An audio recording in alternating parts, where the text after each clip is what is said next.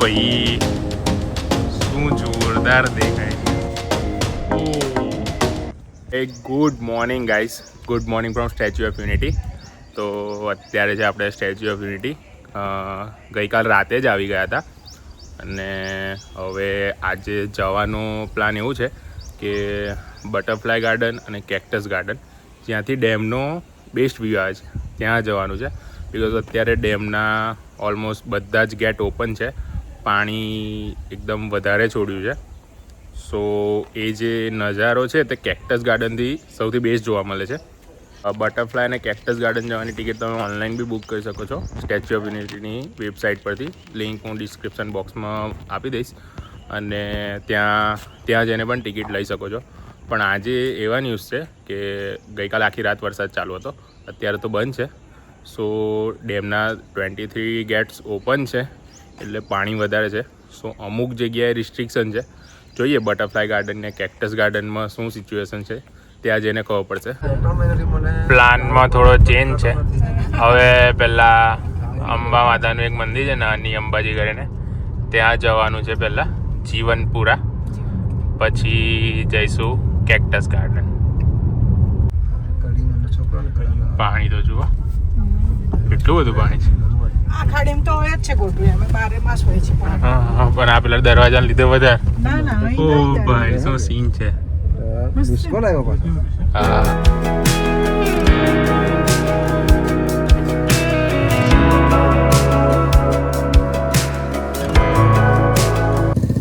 ગાડી અહીંયા પાર્ક કરી છે. આ ઘરેથી કહી દીધું છે, પરમિશન લઈ લીધી છે કે અહીંયા પાર્ક કરી રાખે. તો એમને હવા પાડી છે, વાંધો નહીં. હવે આપણે જવાનું છે, અંબાજીનું મંદિર છે, અંબા માતાનું મંદિર આગળ છે, એટલે આપણે અહીંયાથી હવે ચાલતું જવું પડશે. હવે મંદિરમાં વિડીયો અલાઉ છે કે નહીં એ ત્યાં જઈને ખબર પડશે. હવે નાના આવા સ્ટોલ બનેલા છે, તમારે કંઈક વસ્તુ લેવી હોય તો લેવાશે. આ મંદિર છે અને આ મંદિરનું પરિસર છે. હવે આપણે જઈએ છીએ અહીંયાથી એક નજીક ધોધ પડે છે, કારણ કે આરતીના ટાઈમે પબ્લિક બધી ત્યાં છે, તો અહીંયા ધોધે પબ્લિક ઓછી હશે. તો આપણે ત્યાં જઈએ તો તમને હું બતાવું. નાનકડો એવો ધોધ છે, લીલ વધારે છે, પડી જશે, પકડજો. હવે ધીમે રહીને. ઓ ભાઈ, તો આ રહ્યો ધોધ ગાઈસ, ઉપરથી આવે છે ચોમાસાના લીધે અને પાણી આ બહુ જ આવી શકે છે.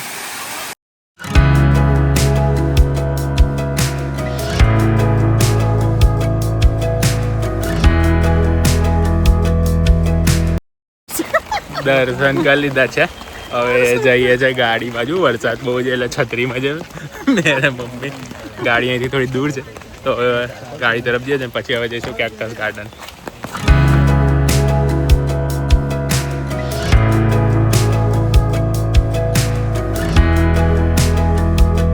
આ સર્કલથી આપણે લેફ્ટ જવાનું છે અને આ છે નર્મદા માતાની મૂર્તિ અને આ છે સર્કલ છે. અહીંયાથી આપણે હવે લેફ્ટ જવાનું છે. આગળ એક પોલીસની ચેકપોસ્ટ આવશે, આપણે વિડીયો બંધ કરવો પડશે.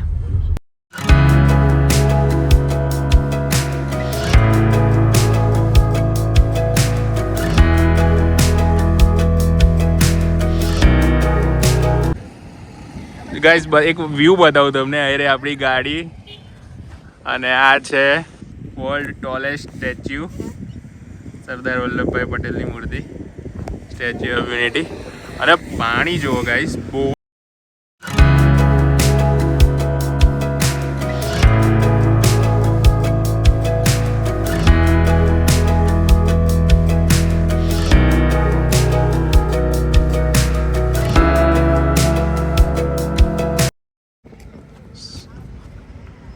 એકદમ જોરદાર દેખાય છે અત્યારે તો.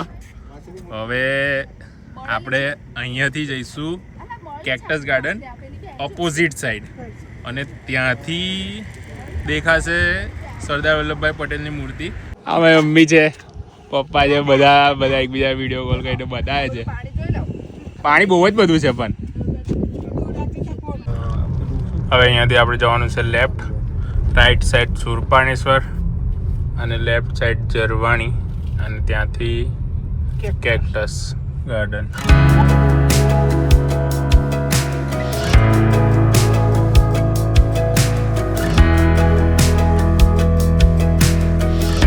કેક્ટસ ગાર્ડન જતા રસ્તામાં વચ્ચે એક વ્યૂ પોઈન્ટ આવે છે, તો તમારે અહીંયા ઊભું રહેવું જોઈએ, મારી એવી સલાહ છે, કારણ કે અહીંથી બહુ સરસ વ્યૂ આવે છે સ્ટેચ્યુનો. હું તમને બતાવું.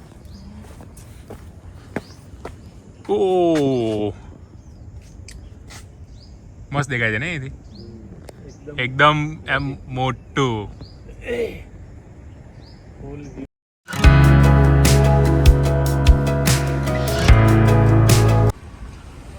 જોઈ લો ગાઈસ, તમે અહીંયાથી બહુ ઓછા લોકોએ જોયું હશે યુનિટી. આ ઓપોઝિટ સાઈડ છે. હજુ આપણે આનાથી પણ આગળ જવાનું છે કેક્ટસ ગાર્ડન તરફ, અને અહીંયા છે સરદાર સરોવર ડેમ આગળ, અને આ પાણી આવે છે ત્યાંથી, અને આ રહ્યું યુનિટી. એક નંબર દેખાય છે. બહુ ઓછા લોકો આ બાજુ આવ્યા છે. જો તમને ખબર ના હોય તો આ બાજુ કેક્ટસ ગાર્ડન તમે પોતાની કાર લઈને આવી શકો છો, એટલે અહીંયા સારું રહેશે. શું જોરદાર! તો તમારે જોવું એને યુનિટી તો આ બાજુ જ આવવું. આ બાજુથી બહુ સરસ વ્યૂ આવે છે. હવે આપણે આ જઈશું અહીંથી આગળ આ રસ્તે. આ છે એન્ટ્રન્સ. આપણે અહીંયાથી આવ્યા અને આપણે હવે જઈશું અહીંયાથી જુઓ ગાઈસ મૂર્તિ, અને બીજી બાજુ છે ડેમ. અહીંથી જઈશું આગળ, અને આગળ છેક આગળથી તમને બતાવું છું ડેમ, તો બહુ સરસ દેખાશે ત્યાંથી. અહીંયાથી જઈશું. ઓ ભાઈ શું સીન છે! સરદાર સરોવર ડેમ. 1 2 3 4 5 10 ગેટ ખુલ્લા છે અત્યારે, ને શું બેઠા છે, નજારાનો એન્જોય કરીએ છે, અને આ લોકો બી બેઠા છે અહીંયા, બધા શાંતિથી બેઠા છે, વ્યૂનો લુપ્ત ઉઠાવે છે. થોડી વાર બેસીએ છે, સારું લાગે છે અહીંયા, અને ગ્રીનરી પણ બહુ સરસ છે. અને થોડી વાર બેસીએ ને પછી જઈએ.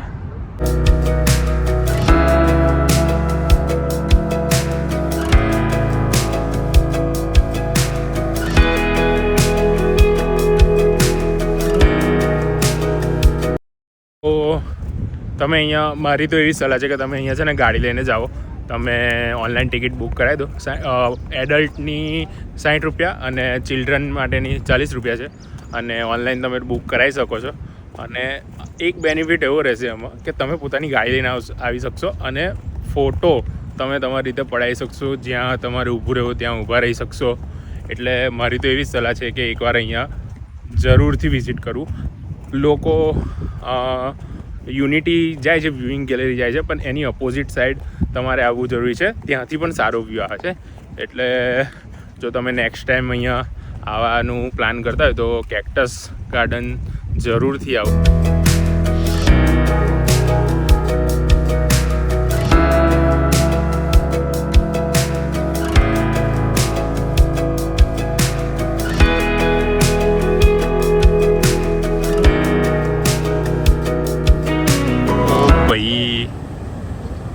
જોરદાર દેખાય છે. 10 દરવાજા ખુલ્લા છે, અને તમે પાણીનો ફ્લો જોઈ શકો છો ગાઈસ. બહુ જ વધારે છે. ઉપર જે છે ને તે આ ક્રેન છે સામાન લઈ જવા માટે, અને આ બાજુ જો ત્યાં જે આ બિલ્ડિંગ દેખાય છે ને ત્યાં એ બાજુ નીચેની સાઈડ અંદર છે ટર્બાઇન, ત્યાં ઇલેક્ટ્રિસિટી જનરેટ થાય છે.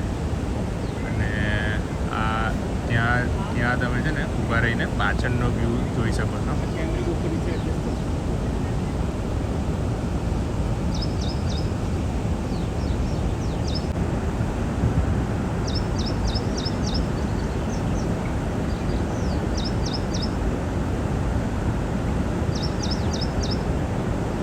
હવે અહીંયાથી ઉપર જઈએ, વોચ ટાવર છે અને ત્યાંથી તમને વ્યૂ બતાવું યુનિટીનો અને ડેમનો.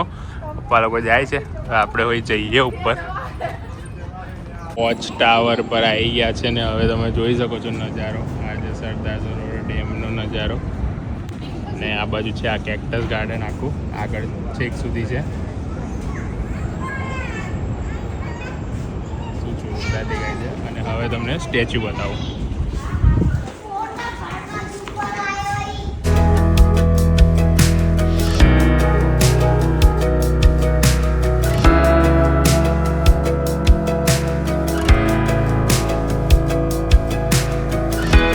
આખું ડોમ બનાવેલું છે, એમાં અલગ અલગ ટાઈપના કેક્ટસ છે, જોઈ શકો છો તમે. કયું કેક્ટસ ક્યાંનું છે?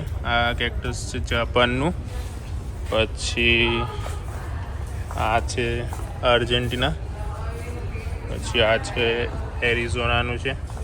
સો અલગ અલગ જગ્યાએથી અલગ અલગ કેક્ટસ છે, તો બધી જ એની ઇન્ફોર્મેશન અહીંયા લખેલી જ છે, એ લોકોએ બેચ સાથે મારેલી છે. Finally cactus garden, Sardar Sarovar dam અને સ્ટેચ્યુ ઓફ યુનિટી અહીંયાથી જોઈ લીધું છે. હવે ઓલમોસ્ટ બધું જ જોઈ લીધું છે એટલે પતી ગયું છે.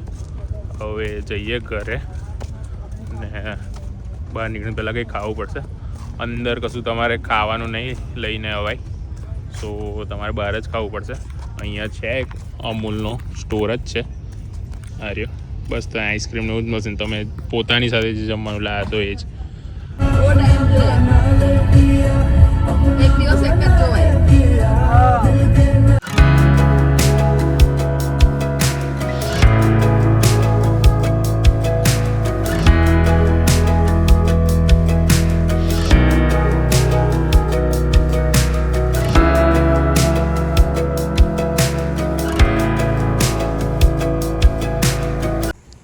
યાર ગંદી તો થઈ ગઈ છે, પણ મોન્સૂનમાં ફરે એટલે ગંદી તો થાય છે.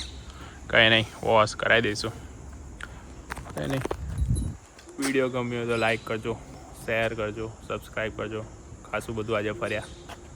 હવે મળીએ નેક્સ્ટ વિડીયોમાં.